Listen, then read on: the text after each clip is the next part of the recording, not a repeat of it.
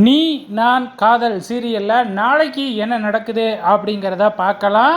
So இப்போ ஆகாஷோட அப்பா மனோகருக்கு பார்த்திங்கன்னா ஆகாஷும் அணுவும் காதலிக்கிறாங்க அப்படிங்கிற விஷயம் இப்போ தெரிஞ்சு போகுது. ஏன்னா இது வரைக்கும் ஆகாஷ் மட்டும்தான் அணுவை விரும்பிக்கிட்டு இருந்தாப்புல. ஆனால் இப்போ அணுவும் ஆகாஷை விரும்புகிறாங்க அப்படிங்கிற விஷயமும் மனோகருக்கு தெரியும்.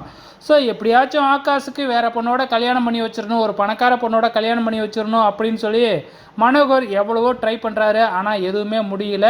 அதே டைமில் இதை இப்படியே விடக்கூடாது, சீக்கிரமாக அணுவையும் ஆகாஷுக்கும் கல்யாணம் பண்ணி வச்சிடணும் அப்படின்னு சொல்லிட்டு நம்ம ராகவ் முடிவு பண்ணி அபியை தனியாக கூப்பிட்டு, நீ பாட்டி சொன்ன மாதிரி பார்த்திங்கன்னா நம்ம வீட்டுக்கு வெளியிலேயே பொட்டேக்க வைக்கிறேன்னு சொன்னாங்களே, அந்த வேலையை ஒத்துக்க, அதை வச்சு தான் நம்ம அணுவையும் ஆகாஷையும் ஒன்று சேர்க்கணும் அப்படிங்கிற மாதிரி நம்ம ஹீரோ பிளான் போடுறாரு. ஆனால் நம்ம ஹீரோயின் அபி சும்மா இருப்பாங்களா?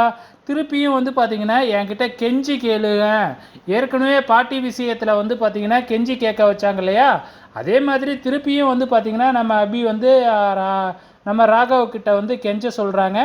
கண்டிப்பாக ராகவ் அதை தான் செய்ய போகிறாரு. வெயிட் பண்ணி பார்க்கலாம்.